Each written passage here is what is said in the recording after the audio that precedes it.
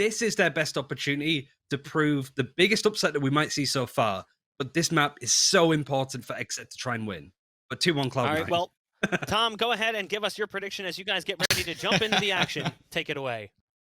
Yeah, I think I'm going to be on the Cloud9 hype train. They definitely proved themselves worthy of it going forward. And the thing I'm very excited about is actually seeing more of that TenZ Reyna. Like, we've seen this come into play, in my eyes at least, to allow Relics to sort of stick to his Raze. We saw him have a little bit of a flux where he would pick up Phoenix quite regularly. And yeah, I think that could work out. And well, TenZ is TenZ. He's deadly no matter what agent, right, Ryan?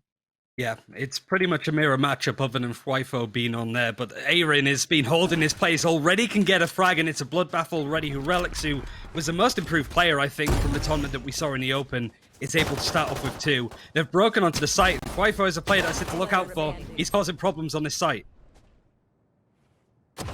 Nice. Still in with an opportunity, but he is going to be caught reloading. Fwifo to at least trade things back. 3 kills for him on that Cypher, and it will be XSET to start things off over on that defense side with a victory. I'll be interested to see if we are going to see a force in from Cloud9, though, because they definitely can make it work with the Stingers, especially if they are going to play more so towards Hookah, but I'll be interested to see if they just decide to eco here. They're usually quite happy to force on rounds like this, but really, it's a case of getting the more important money. The fact that TenZ isn't on the Jet means that they're not really too interested in playing maybe the Jet operator role, just playing 2 heavy fraggers with the Reyna and the Raze. You could already see that they're splitting up, trying to just feel stuff out. It isn't a big buy for them, so it's a case of maybe do as much damage to XSET as possible. But XSET love to push on this defense. They love to face angles, much like Fwifo and the Reyna Pura are doing right now. They will do this all day for these 12 rounds on their defense. Well, I think that's the interesting thing with both teams, in fact. Like, Pure R is someone who may not necessarily pick up that operator all the time. In fact, I think a lot of the time it's when things aren't necessarily working with the rest of their plays that he opts to pick it up, or if they just have a ridiculous amount of cash. Nonetheless, though, a much slower default round from C9. Again, they aren't going to be taking over Hookah control, but leaving a fair few lurkers behind.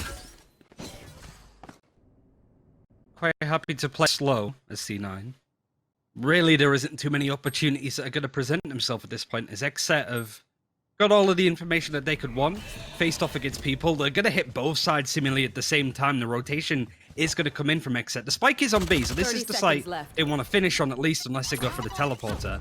But look at this control that Mitch is trying to dictate. Only 30 seconds left, and it's a really bizarre push out of Cloud9.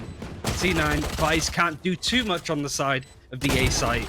Cloud9 need to try and make something happen. Yeah, they didn't fully invest into this round, it seems, though, so even a spike plant is something extra. It's some finances, and Mitch has just come through with 2 kills off the back of the Classic, trying to throw a weapon over to a teammate, but it hasn't quite been retrieved. However, TenZ picks off 2 in a matter of seconds. This has gone from what should have been an easy round for the side of XSET to a pistol victory for Cloud9. Utterly ridiculous, and we're only into round number 2.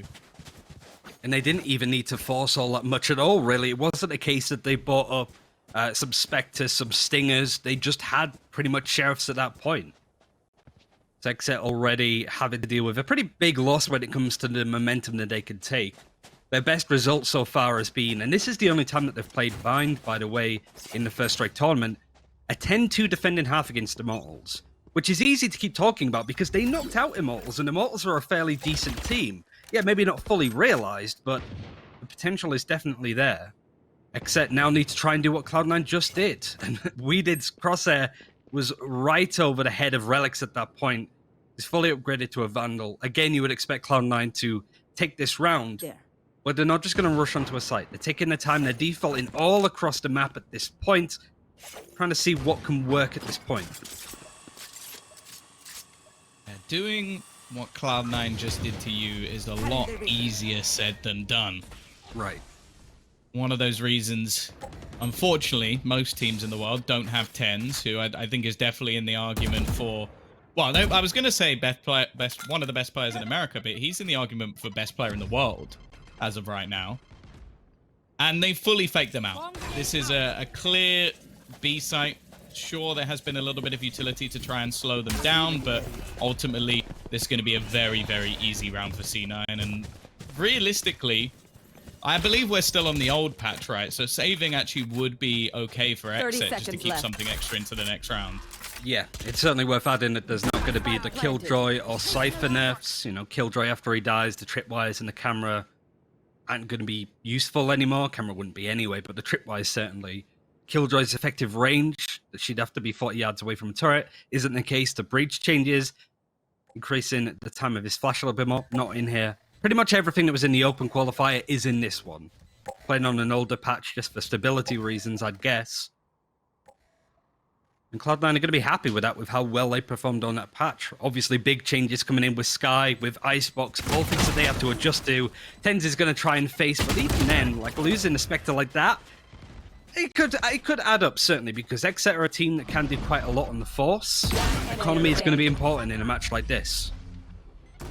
Well, that's one of the things. I had this, like, obviously I shouldn't really be talking about my matchmaking games, but it was like, on the defensive side, I have my nice little shorty, no one came my way, and I was like, that's fine, I just won't push, I won't just give them the extra money for the kills, and then I didn't get any, or I didn't get much bonus money, and I was sat there looking like an absolute fool for not dying at the end of the round. So I actually think out of all the changes that have come up, that will be the one we're going to see players sort of running into the blender a little bit more and actually trying to fight for rounds where they have no real chance of winning, because you want to get your extra money. You want to get the rifles in as XSET do right now.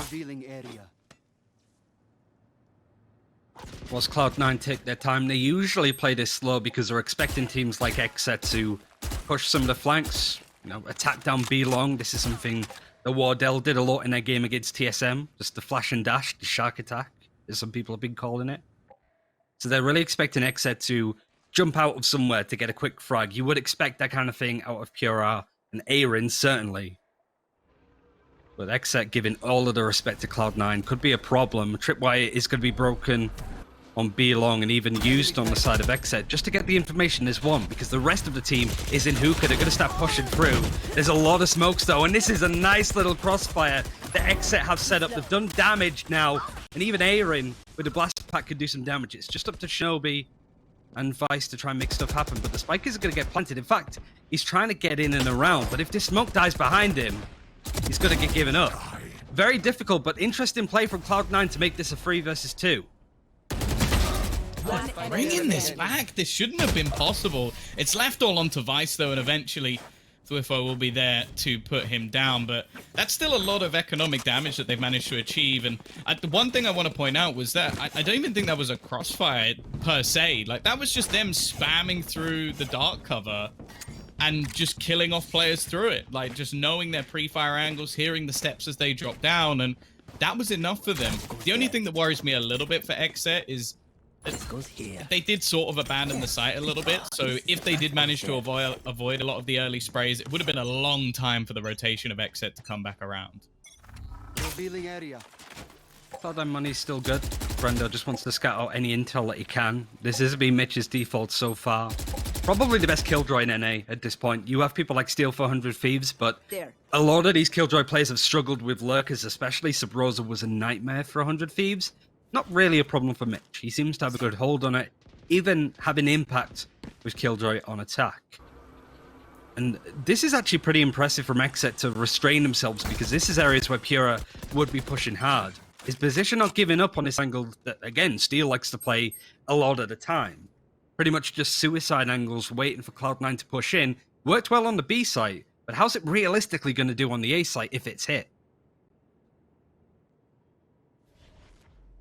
Might be a while before we find out. It seems like Cloud9 are more than happy to continuously press in towards this B site. They already begin their rotation back around in that direction, still leaving Relics to try and fake things out. The Showstopper doesn't actually catch anyone, but it does help clear the angles. This should be quite a bit of information. Left. Nobody now pushing into mid with only 30 seconds left. They start rotating the Cypher back over onto the B side, or at least into the spawn. And that could give them enough. They've spotted the players in the backlines, but this should at least still be the sight game by C9 and Relics. Well, that's one hell of a fake. He's managed to get 2 kills almost too easily. Can they deny the plant, though? That's the real question. The spam of the Hunter's Fury going through the wall does at least deny it a moment. But the fact is, it goes down. Swifo, he's managed to find himself a trade, however. And the spam through the wall does a lot, but Mitch's peak is almost too perfect, leaving just one man left. Swifo to face off. Sorry, he's got a teammate with him, but not for long. Now he's last, as there's 2 remaining to find. And not only that, the lockdown's gone down, and he's locked out of the round. It'll be 3-2 to Cloud9. A little bit of a dicey one, but the fact is, Ryan, Relic's sort of fake on the other side of the map was actually almost too good. Big ultimates too, 3 of which for Cloud9 that were used up, including the lockdown right at the end. All pretty much started from Relics, who got the double kill onto A that just immediately puts XSET in this position where they really don't want to be. The showstopper is available for Relics if he wants to use it. Aaron got a bit ahead of himself. And this is the boiling point, I suppose. Cloud9 doing what T1 are really good at, to be honest. Playing super passive for T1, a little bit too passive if you ask me. Where they're just getting XSET to make mistakes. You've seen it now on B long. They want to push, they want to be aggressive. And Cloud9 are waiting for them almost. And it's an important fight for XSET to win if they're going to dedicate to it. Oh, I like this, though. They've split back through the teleporter and surrounded the players. That's, in fact, the spike down. So they managed to turn this already into a 2v2 situation. However, it is Tens and Relics to try and turn the tide. Sure, it goes the way of Cloud9, but that's a really nice idea from XSET, and it does a lot of damage in the process. The economy is still decent for Cloud9. You can see the sort of money involved. And XSET, all they really wanted to do was cause a bit of difficulty. Really, at this point, it's kind of what they can do. Pura, 0 and 6. This is a player that really XSET rely on to frag out pretty impressively. 10's 4 and 4, but this is why Relics has been so good for Cloud9. He's risen up to be that second fragger, really. It's not really Tens and Friends anymore for Cloud9. All of the players are showing up in ways that we've never seen before. And XSET have a big ask on them, and they're not really playing the style that we're used to. We're not seeing them play the style that they surprise people with against Immortals, against Gen G. And that's all down to Cloud9 just reading this game, respecting their opponents, and effectively anti-stratting them just with their playstyle alone.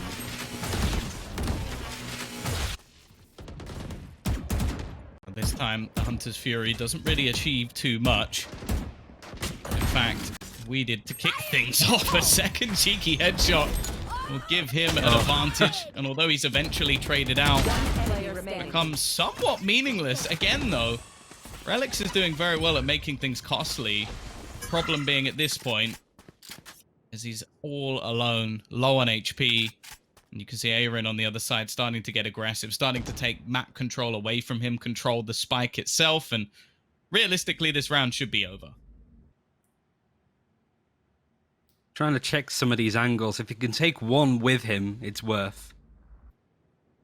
But you can just see, it's so crazy to me how passive XSET, they're declawed at this point. This was a ferocious lineup that took that extra carefully. At least Pura can get off the board with a frag. This should hopefully enable him to speed things up. He has an Empress available, a great way to start farming some of these frags onto Cloud9. His money is okay. They could potentially save if they're not comfortable in some areas. Shinobi, for example, doesn't have all the money in the world. Should be able to still get one, or is just going to use the Guardian, as we're seeing. And no ultimates on the side of Cloud9, so maybe they're going to pull out a bit more of an interesting default, because right now they've been playing super slow, expecting XSET to run into them, and XSET have just been sitting passive. Wifo does this with the Ares quite a lot. You should expect a recon bot to go down A mid at any point, and he will mow them down with the Odin. Not many people do this. Not, at least I haven't seen not many people do this, at least. Yeah, no, I think it's a very common thing when it comes to maps like Haven, for example, or even on Ascent, you know, the classic B-site hold. But yeah, I haven't seen it too much through mid, but if that wall is as paper thin as some of the others, I can understand the point. Now, at this point, they are starting to send Relics in almost as that pure entry fragger role. He's been hitting some heads today, and I wouldn't be overly surprised if he was to catch another. The B-site has been their main form of success thus far for Cloud9. Even still, though, you mentioned how strong their defensive side can be. XSET might need to string a few rounds together if that's going to be the case. And Cloud9 are a team that like to play the objective on a map like this. It's pretty much just run in, get the spike down, go from there. And oftentimes it means that their post plans aren't very good, their executes can be a little bit sloppy. Ryfo has the right idea, can't get any damage in. And that strategy might not find too much use, but he's still able to get relics at least, Tens at least trades out onto Pura. And that's all he's able to do with that kind of gun as we go into a 4 versus 3 retake. XSET want to be able to try and take back the site. No ultimates to do it in. And the positioning for Cloud9 is varied and going to be difficult to uproot. Yeah, they have the right idea of the positioning of Vice, but so many angles to clear, and they actually peek directly into Tens. Not what you want to be doing. Leaving just 2. Brando. One Of them. Aaron does at least clear out Tens, but the problem is there's still so many members of this C9 roster standing. And Brando with 60 HP. Might just have to look to try and escape this one. The spike ticking very fast indeed. And in fact, Vice is even going to peek him and kill him off at the end. So even more cost creative for XSET. It's Cloud9 to take their 5th.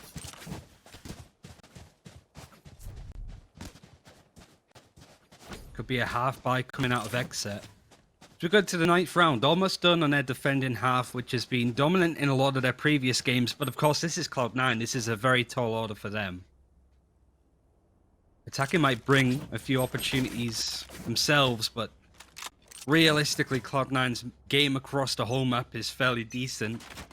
Gaps in their play, sure, but not really being exploited by XSET in the way that I was hoping to see. But at least they're able to get some damage in on these half buys. Brando just with the classic, trying to farm up a Hunter's Fury and finding no pressure on B long, just because Cloud9, looking to hit the B site, are playing this so slowly.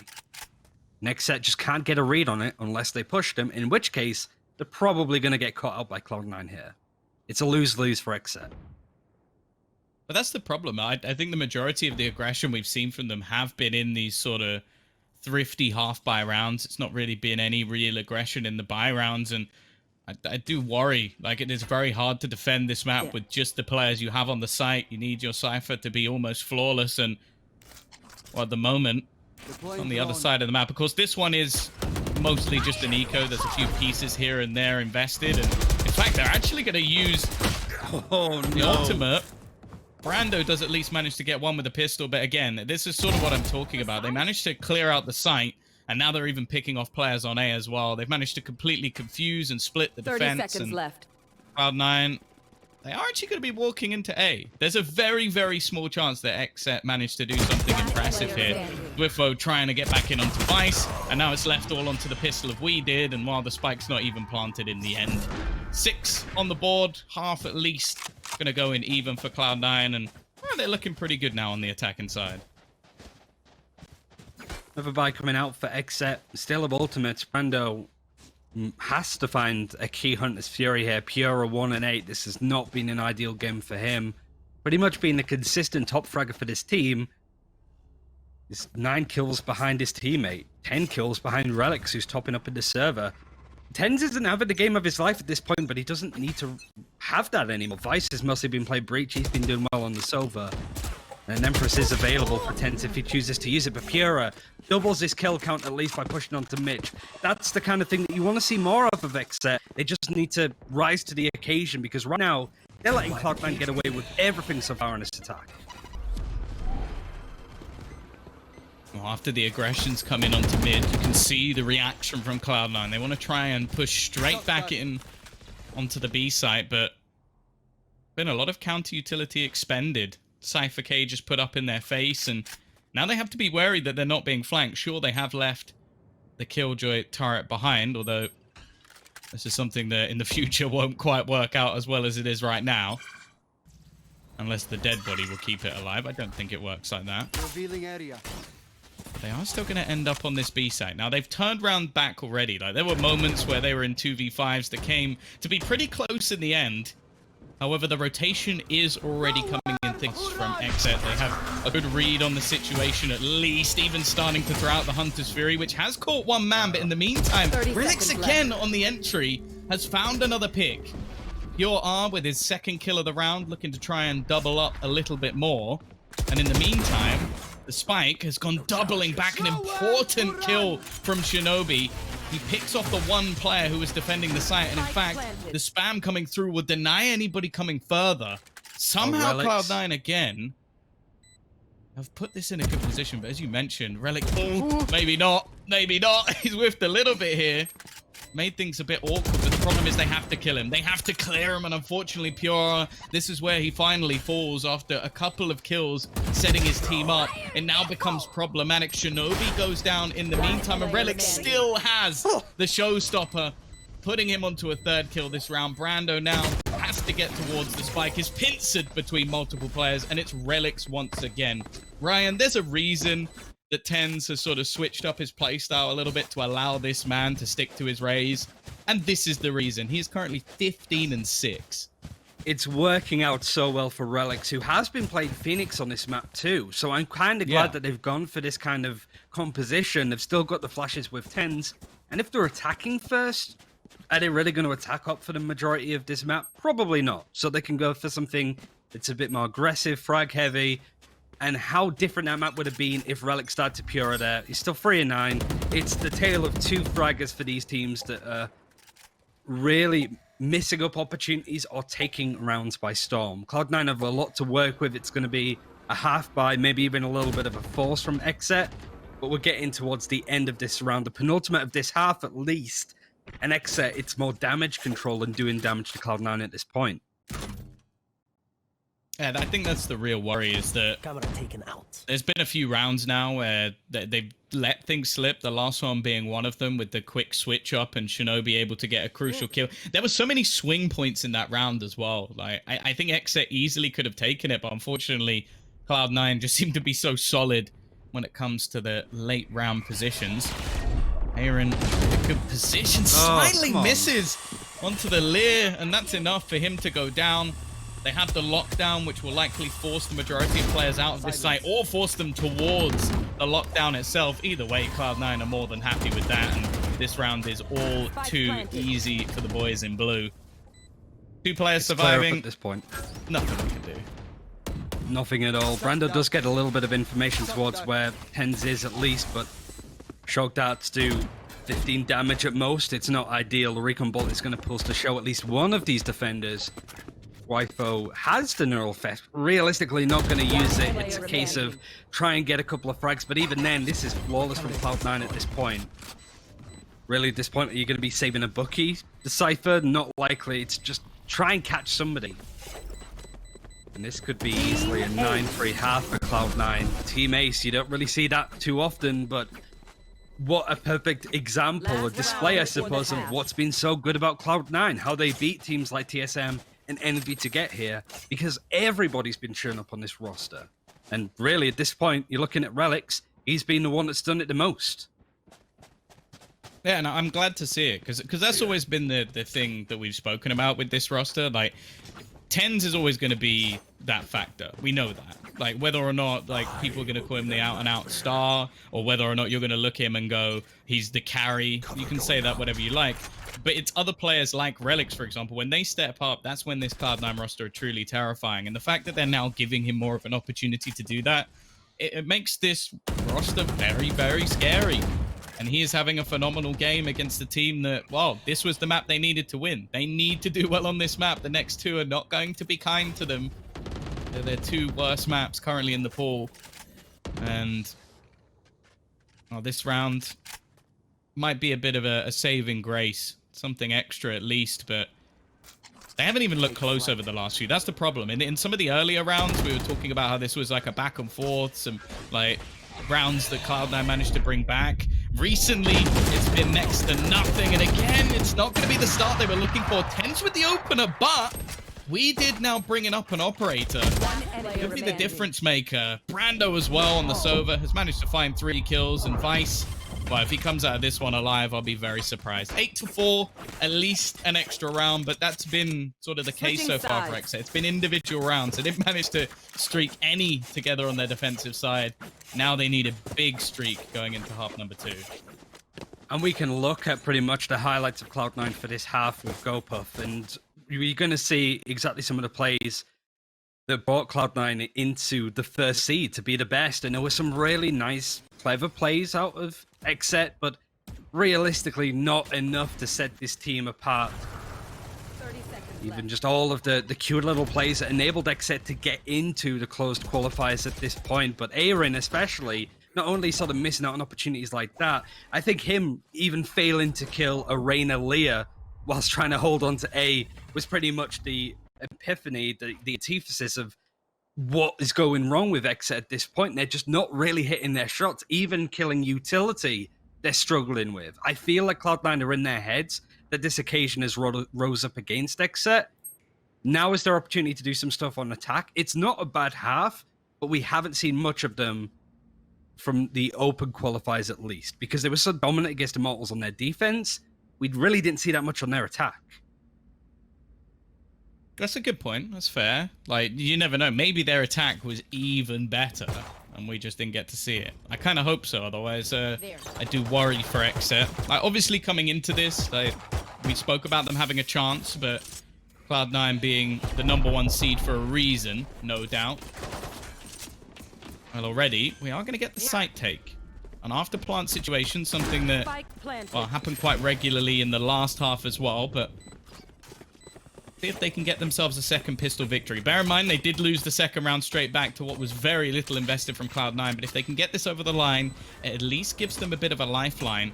Vice looking for players. He's trying to find somebody here. Eventually, the drone gives him a piece of information. Actually, they've tapped the spike. They're just starting to defuse it, trying to almost bait them in to the site, and well, Brando is going to deny that very quickly indeed. Relic's trying to fight from the players in the bathroom. A quick shot onto the first, but the paranoia leaves him completely blind. However, he's the only one left. The question is that they got it on the time. It's looking pretty good for C9. It's going to be incredibly close, but they just about get it. 0.29. Close for comfort, but unfortunately, that might be the lifeline of XSET gone.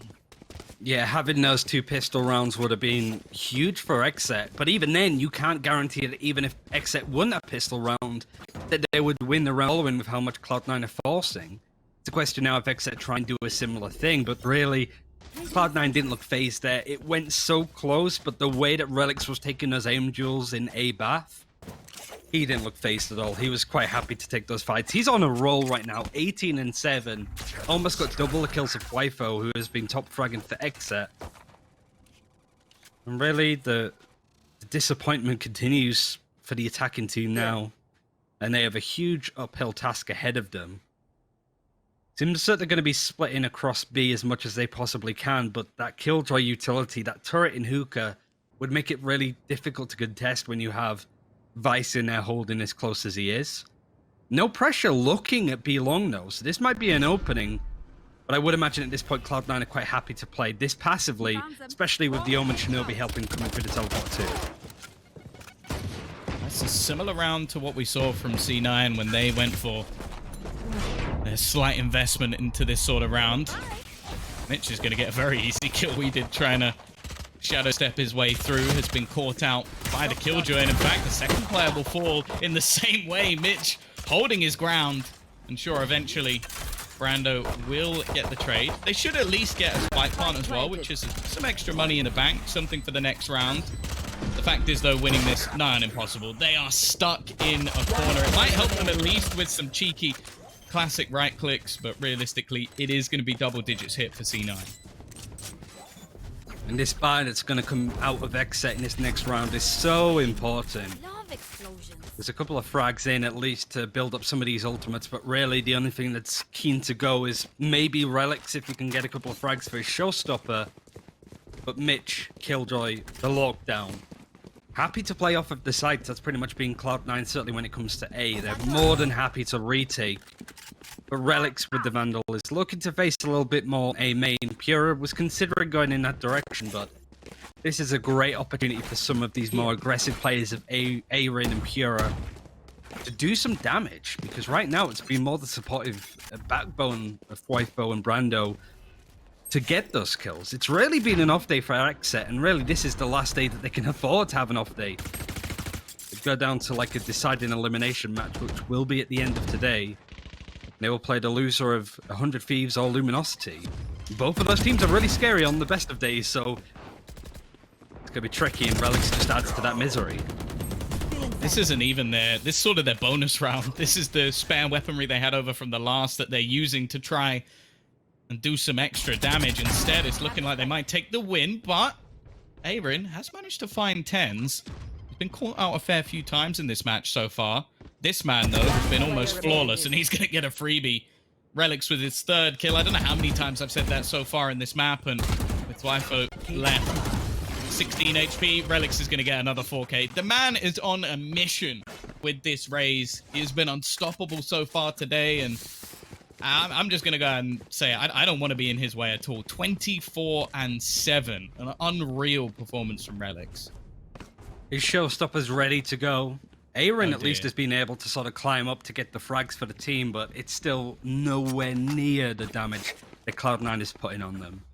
And I'm really impressed with the way that Cloud9 has been playing. They know that this team is going to come in with some form of aggression at least. And they had a really patient game. Cloud9 often does fluff their lines in some cases. They do make mistakes, and they can be caught out by other teams. But this has just been a perfect performance for them. They are not giving XSET an opportunity, but Pura at least is able to get 2. It's an opening. The rest of his team are going to be pushing through Hookah at this point at least. All of the rotating players from Cloud9 ready to hit them head on. It has become a possibility, and well, to try and clear both of these angles is not going to be easy. However, Relics, again, he's there with 1. Shinobi alongside him will already trade things back into a 2v2 situation. The Spike, in the meantime, has gone rotating back, but the thing is, for XSET, splitting up in this situation, if anything, has just allowed Cloud9 to isolate Jules and get back into position before they get the Spike down. No time will be gone on the clock, and in fact, this is so risky. They might even end up just taking the straight fight versus 10s, which, well, that's never something I'm going to ever recommend. The timing could have been better. The first one is his, and he gets back around the corner. His teammate, in the meantime, still looking to try and wrap around, and 10s knows it's worth just waiting here, wasting time, although he actually goes peeking in. He gives Pure an opportunity here. Maybe just getting a little bit too cocky, as he could have waited for Shinobi to come back around. And actually, now switching things up once again, Ryan, as this goes in towards the B site. It's a chase. It's a chance for Pura to really bring around home for his team. 10 seconds left. Shinobi, though, Spike is planted. hot on his heels. I don't know if he'll expect him to be this far out, just around the corner, watching for the peak, and Pure will take it. A big 4K that keeps them in this map, but more importantly, maybe a slight slip-up from Cloud9. And it's going to be exploited from players like Pura. That's more like it. Both him and Aaron are starting to warm up a little bit more. The showstopper from Aaron not finding all of that much, but it started with him. It ended with him. Great round from the reign of XSET, but there's still a tall mountain to climb. Look at what's available for Cloud9, but look at the fact that they aren't really buying at all. Their economy has been damaged throughout some of these rounds. Even winning 3 in a row, money isn't ideal. So Cloud9 might be quite happy to face this head on, except that this could be another round lost. But they could be a tricky team themselves at this point, and XSET certainly don't look confident as we're used to seeing, Tom. Well, looking to try and pincer them in. C9 now have a lot of personnel fighting for Hookah, but the problem could be the push starting to come through. Long weeded, he's left so blind. However, the trades are coming back. Still even, though. Bear in mind, this is not a full investment from C9. This is them trying to do some damage along the way while they have the purchase for the next round. There is still a rifle for Mitch, and actually XSET are not going to switch their direction. We saw them do that in the last round, playing a game of Ring Around the Rosie, but the fact is Mitch has now picked off another, and now they decide it's the time to try and switch back. The problem, Ryan, though, the man they're walking into is all the more terrifying. Like, Relics is still here and ready. He's waiting. I don't think they're going to expect it. The flank is a bit awkward as he's still using the stinger, but he gets the kill onto Brando. Rifle could have had an amazing lurk onto B, but Mitch just jump peeks him. He's not been caught out by these kind of players. He's been so good at dealing with lurkers like him and Subros of problematic players. Rifle can at least bring this down to a 1 versus 2. He is running right into a Sheriff. He tries to jump. Classic right click, but it's not enough. Match point for Cloud9 on a round that seemed to be Match destined point. to be XSET. It's another fluff up by them, and another great round from Cloud9 Blue. But to just keep the scoreboard up for a second, they haven't won 2 rounds in a row this entire match. No. That includes like winning a pistol and then instantly losing the force by. That includes the round there where it was 1 rifle, some SMGs, and some pistols.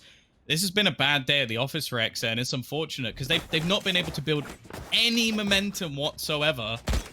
And Cloud9, well, they must feel invincible. Every time they lose, they instantly win right back. Literally like Saiyans. They get beat up, they come back stronger. Mitch is ready to face. That turret is going to find some information, but the smoke protects it.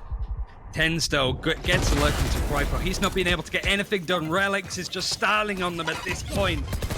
Expected this level. Aaron could at least get 1, but it's just up to Aaron now.